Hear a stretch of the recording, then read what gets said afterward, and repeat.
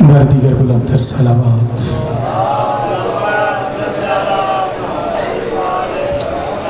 اعوذ باللہ من الشیطان الرجیم. بسم اللہ الرحمن الرحیم. الحمد للہ والصلاة والسلام علی النور الاول وعلى الطیبین الطاہرین المعصومین.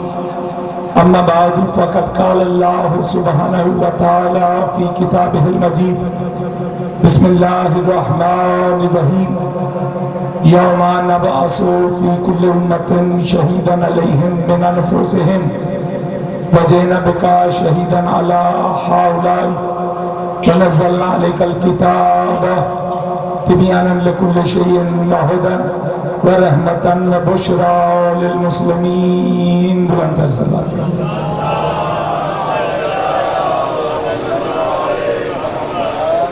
کافی اب آپ تشریف فرما ہے. آپ کو چہرے مجھے درود جیسی افضل ترین عبادت میں شریک عبادت نظر نہیں آئے. ان کو شامل کرنے کے لیے چھٹے لال ولایت کا ایک فرمان سنانا چاہتا ہوں. مولا ارشاد فرماتے ہیں کہ اگر تم یہ چاہتے ہو کہ تمہاری قبر میں کیڑے نہ آئیں تو تم مسجدوں کے صحن کو صاف کیا کرو. توجہ ہے سامعین محترم. مولا فرماتے ہیں اگر تم یہ چاہتے ہو کہ تمہاری قبر میں اندھیرا نہ ہو تو تم مسجدوں میں چراغاں کیا کرو. آگے ارشاد فرماتے ہیں اگر تم یہ چاہتے ہو کہ تمہاری زندگی دراز ہو لمبی ہو تو تم غریبوں میں کھانا تقسیم کیا کرو. اور آخر پہ ارشاد فرماتے ہیں اگر تم یہ چاہتے ہو کہ تمہارا رزق کشادہ ہو رزق میں اضافہ ہو تو پھر کثرت کے ساتھ محمد و آل محمد پہ درود پڑھا کرو.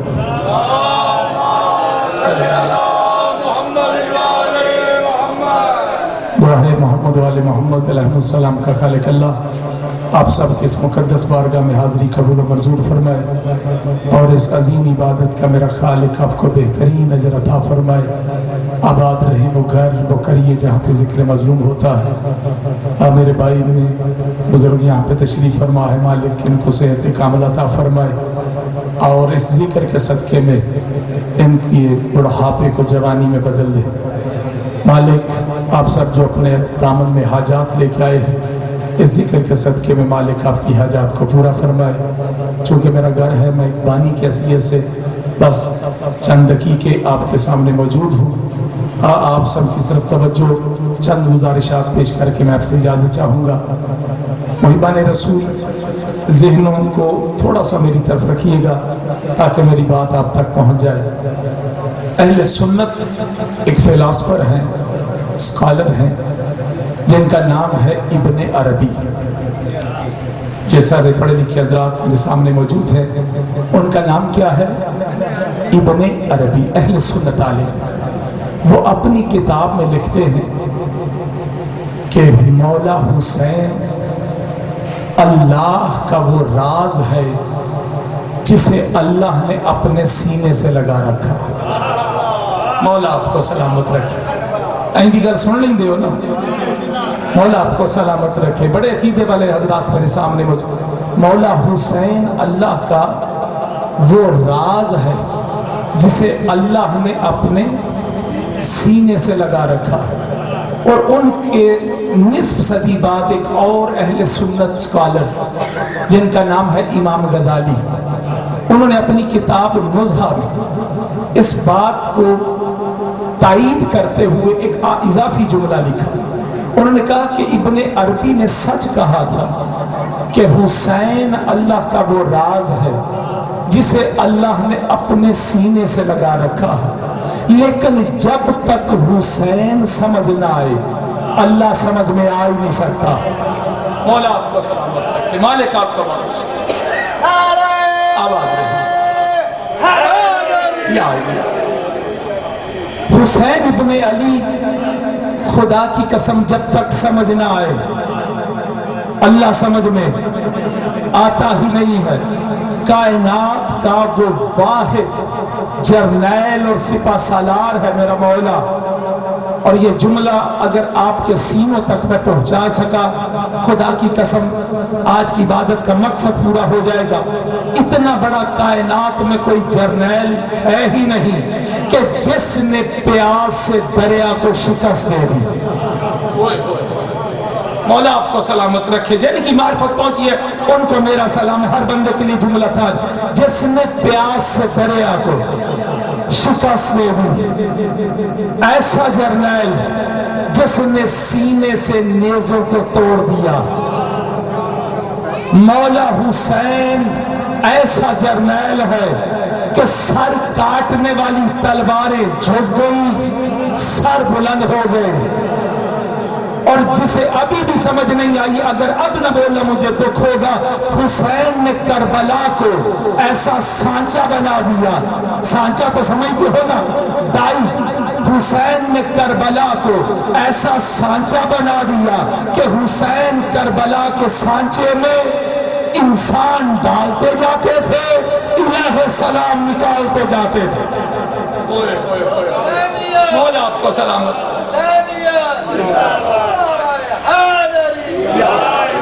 توجہ ہے سامنے؟ کائنات میں مجھے کوئی اتنا بڑا شہنشاہ دکھاؤ، تاریخ انسانی اٹھا کے دیکھو، جو حسین جیسا ہو۔ کائنات میں کسی بھی بادشاہ کے اتنے گھر نہیں ہیں جتنے کائنات میں حسین کے گھر ہے۔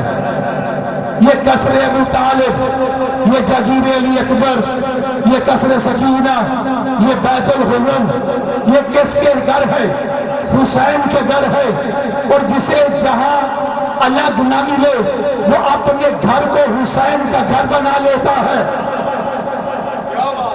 کہ نہیں؟ قبلہ مجھے بتائیے کائنات میں اتنے کسی کے گھر ہیں؟ آ جائیے۔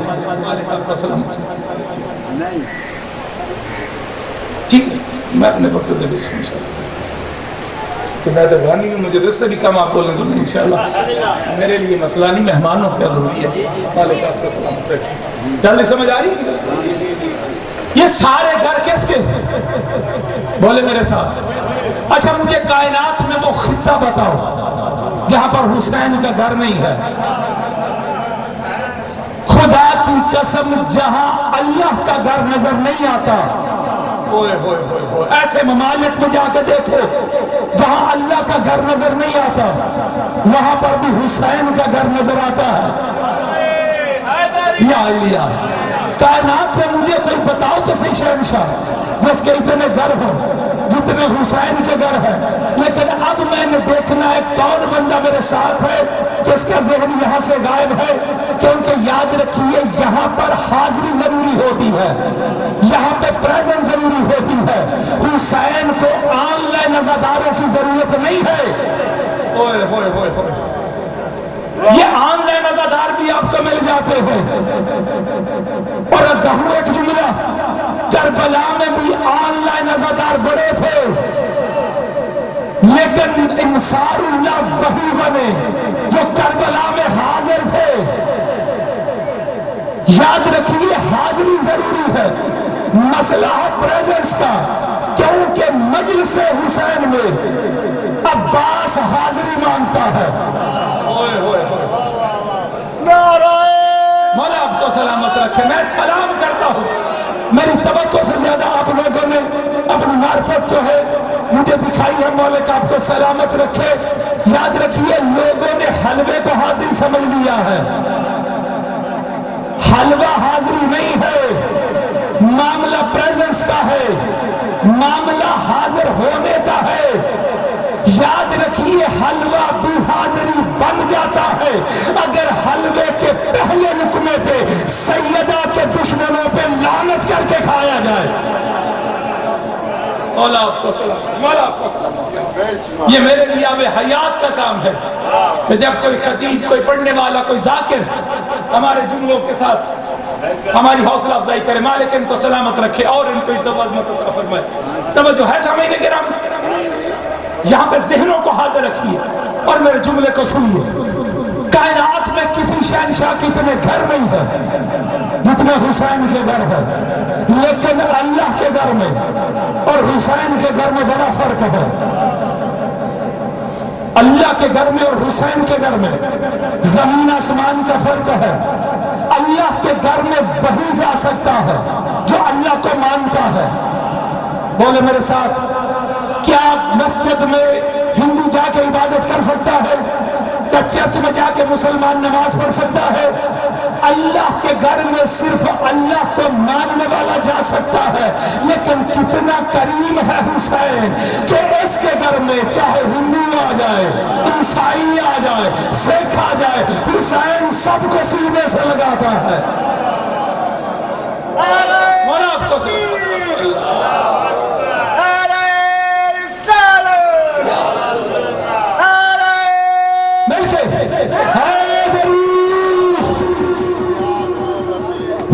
سب کو، یہ جو دروازہ بنایا گیا ہے مجلس کا یہ مجلس کا دروازہ نہیں ہے۔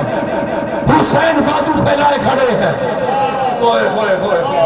ذہنوں کو درست کیفیت میں لے کے آئیے، یہ دروازہ نہیں ہے۔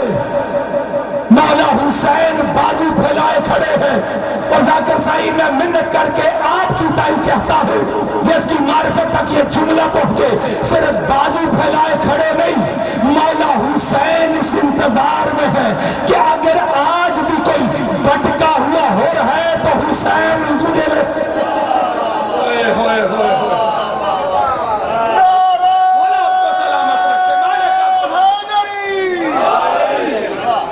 آج بھی اگر کوئی بٹکا ہوا ہو رہا ہے حسین سینے سے لگانا چاہتا ہے۔ یہ مجلس حسین تربیت گاہ ہے۔ یہاں کسی بھی مذہب سے تعلق کیوں نہ ہو، کسی بھی فرقے سے تعلق کیوں نہ ہو، یاد رکھیے یہ فرقوں میں نہ پڑھیے۔ حسین فرقے ختم کرتا ہے، محبت بڑھاتا ہے۔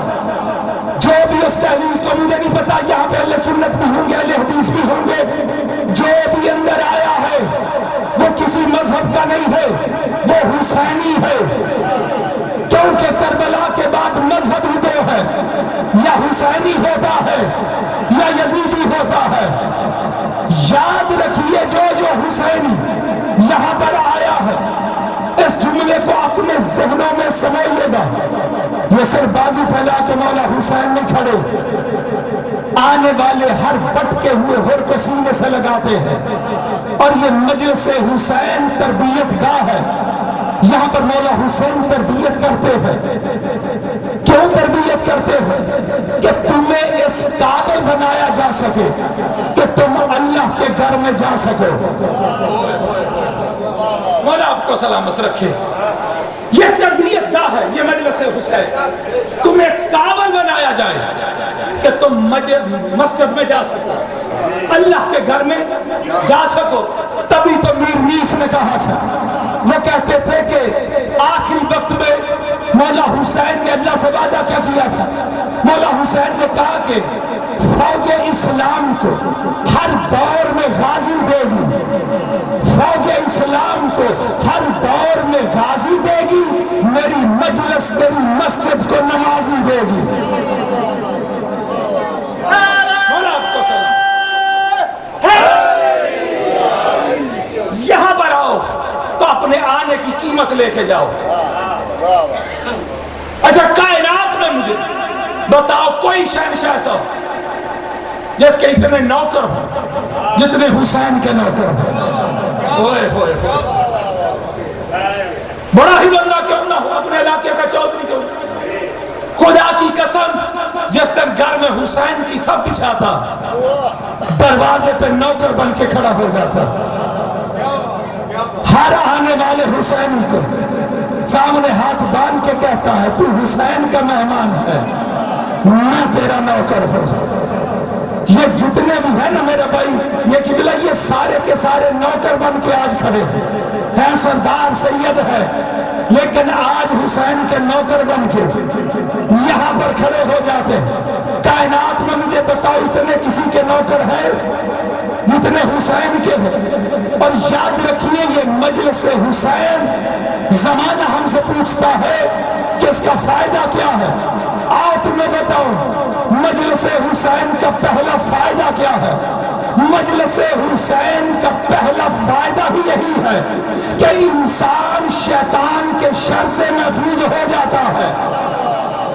مولا آپ کو سلامت رکھے، مولا آپ کو سلامت رکھے. میرے پاس وقت بہت کم ہے، میں بالکل وائنڈ اپ کر رہا ہوں. مجھے آپ کی توجہ چاہیے جو چند لمحے میں آپ کے سامنے موجود ہے. پہلا جو اس کا فائدہ شیطان کے شر سے. اور اگلے جملے میں دیکھوں گا کون بندہ حاضر. خدا کی قسم نماز میں شیطان آ سکتا ہے. پوری ذمہ داری کے ساتھ معصوم سے پوچھا گیا کہ مولا جب ہم نماز کے لیے کھڑے ہو کے تو وسوسے جان نہیں چھوڑتے. کبھی گھر کی فکر، کبھی کاروبار کی فکر، کبھی کوئی پریشانی، کبھی کوئی پریشانی ہوتا ہے کبھی کی بلا. خدا کی قسم معصوم سے پوچھا گیا کہ یہ وسوسے، یہ وہم کیوں آتے؟ مولا فرماتے تمہارا بدن تو اس کی عبادت میں مشغول ہوتا ہے، لیکن تمہارے نفس بھی شیطان کا غلبہ ہوتا ہے جو تمہیں نماز سے، اللہ کی عبادت سے بھٹکاتا. پتہ چلا نماز پہ شیطان اثر انداز ہو سکتا ہے. یہ مسلح کا تصور بھی ایک ہے نا، جسے لپیٹ کے رکھے ورنہ شیطان کھڑا ہو جائے گا. یہی ہے کہ بلا پتہ چلا مسلح پہ شیطان آ سکتا ہے. اپنے ایمان سے بتانا جب سے اس تحویز کو پار کیا دل میں کوئی ڈر ہے، کوئی گھر کی پریشانی ہے، جس کا عقیدہ وہ بولے ضرور، جو خاموش رہے گا میں سمجھوں گا وہ پریشان ہے. خدا کی قسم کوئی گھر کی پریشانی، کاروبار کی پریشانی. میں دیکھتا ہوں مجلسوں میں وہ مزدور بھی آتے ہیں کہ جو دن کو محنت کر کے شام کا خرچہ نکالتے ہیں، شام کو چولہا جلاتے ہیں، لیکن جس دن حسین کا مجلس ہو گھر کاروبار چھوڑ کے، دہاڑی چھوڑ کے، خرچہ کر کے مجلس میں آ جاتے ہیں. یہ کس یقین کے ساتھ آتے ہیں؟ کیونکہ انہیں پتا ہے کہ حسین سے تجارت کرنا گھاٹے کا سودا نہیں ہے. جو حسین نبیوں کا قرضہ نہیں رکھتا ہے، ہم جیسے مزدوروں کا کیسے رکھ لے گا؟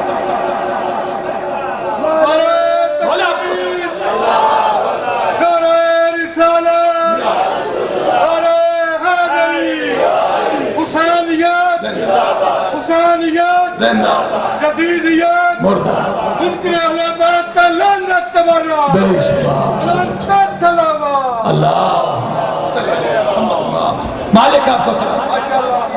بھئی حسین سے تجارت کر کے تو دیکھو تمہاری پریشانیاں ختم ہو جائیں. اچھا یہاں پر جب سے بیٹھے ایمان سے بتانا کوئی فکر ہے، کوئی کاروبار کی، گھر کی، خاندان کی پریشانی ہے؟ اس کی ایک وجہ ہے جو مجھ جیسے فقیر کے ذہن میں آئی ہے. خدا کی قسم جب تک تم مجلس گاہ کی دہلیز کے باہر ہوتے ہو تمہارا اختیار اپنے دماغ پہ ہوتا ہے، لیکن جیسے ہی دہلیز کو پار کرتے ہو تمہارا اپنے دماغ پہ اختیار ختم ہو جاتا ہے، حسین کا اختیار شروع ہو جاتا ہے. یہ حسین کی محبت ہے کہ تمہارے دماغ میں کوئی فکر، کوئی ڈر جب مجلس میں آ جاتے ہو آتا ہی نہیں ہے.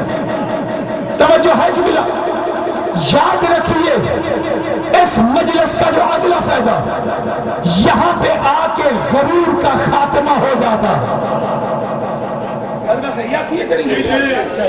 ہم نے مسجدوں میں دیکھا، جنازوں میں دیکھا، کوئی منسٹر کو، چودھری کو لمبے لمبے پیچھے رہ جائیں، مولوی صاحب کیا کریں، ایم پی اے صاحب ذرا اگلی صف سے آ جاؤ. ہوتا ہے کہ نہیں کہ بھائی مسجدوں میں ہوتا ہے، ہر جگہ پہ ہوتا ہے. مجھے بتاؤ جو مجلس حسین میں آتا ہے منسٹر ہی کیوں نہ ہو، جہاں جگہ ملے اسے وہاں بیٹھنا پڑتا ہے، ساتھ چاہے میلے لباس والا ملنگ کیوں نہ ہو. جہاں پہ ملنگ بیٹھے گا وہاں پہ منسٹر بیٹھے گا، وہ بھی زمین پہ بیٹھے گا، یہ بھی زمین پہ بیٹھے گا۔ حسین تکبر کو ختم کرتا ہے۔ کیا پتا حسین کو میلے لباس والے کا عقیدہ زیادہ پسند ہو، اجلے لباس والے کا عقیدہ پسند ہی نہ ہو۔ حسین عقیدے دیکھتا، نیتیں دیکھتا ہے، وہاں پہ عہدے چلتے ہی نہیں ہیں۔ اور آپ کی عبادت اور آپ کی معرفت اگر عالم ملکوت میں پرواز نہ کرے تو پھر بی بی کی دی ہوئی خیرات کا فائدہ کیا ہے؟ خدا کی قسم یہاں مجلس حسین عہدے نہیں دیکھے جاتے، عقیدہ دیکھا جاتا، عہدے نہیں دیکھے جاتے۔ خدا کی قسم میں آپ کی معرفت کی بلندیاں چیک کرنا چاہتا ہوں کہ کہاں پہ پرواز کرتے۔ دلیل میں آسمان سے وزنی دینے لگا کہ مجلس حسین میں حسین کے دروازے پہ عہدے نہیں چلتے، منصب نہیں چلتے۔ ایک مرتبہ جبرائیل آیا تھا جس نے دروازے پہ ڈکل باب کی، اندر سے بی بی فضہ نے کہا دروازے پہ کون ہے؟ کہتا ہے انا خیاط الحسنین، میں حسنین کا درزی ہوں۔ بی بی فضہ کہتی ہے جب تو سید الملائک ہے، جب تو افضل الملائک ہے، تو آج تو نے سید الملائک کہہ کے اپنا تعارف کیوں نہیں کروایا؟ یہ کیوں کہا میں حسنین کا درزی ہوں؟ خدا کی قسم جبرائیل کہتا ہے یہ دروازہ وہ ہے جہاں پہ عہدے نہیں بتائے جاتے، اپنی نوکری بتائی جاتی ہے۔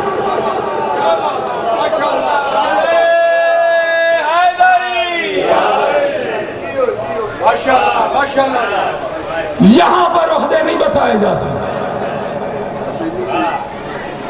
اپنی نوکری بتائی جاتی ہے کہ ہم کتنے بڑے نوکر ہیں اس گھر کے۔ اچھا مجھے بتائیے کہ کسی معصوم نے وعدہ کیا کہ جب تم روزہ رکھتے ہو تو تمہارے روزے میں ہم آ جاتے ہیں؟ بولے میرے ساتھ، نماز پڑھتے تمہاری نماز میں ہم آتے ہیں؟ کبھی کہا نہیں نا۔ خدا کی قسم کیا فرمایا کہ جب بھی تم حسین کی صف بچھاتے ہم 14 آ جاتے۔ ہوئے ہوئے ہوئے، جہاں پر وہ آئے وہ عبادت بڑی ہے۔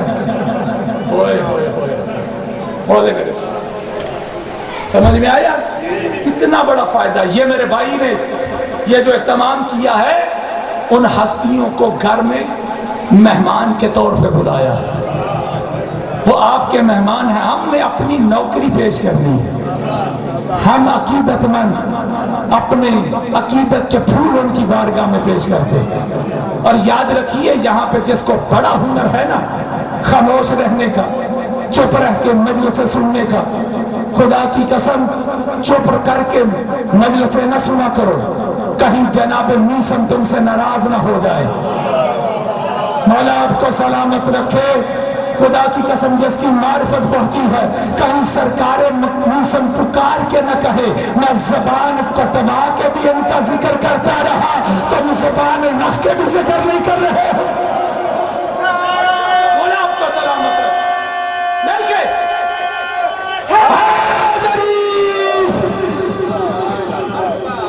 خدا کی قسم بس آخری فائدہ سنو، وقت کے دامن میں گنجائش ہے نہیں، اور میں جلدی میں مصحف پڑھنے کا عادی نہیں، میں مصحف کا حصہ بھی قبلہ کے حوالے کرتا ہوں، پوری توجہ رکھیے چونکہ وقت کے دامن میں گنجائش ہے۔ صرف ایک فائدہ اور سنو، مجلس حسین کا فائدہ ہے کیا؟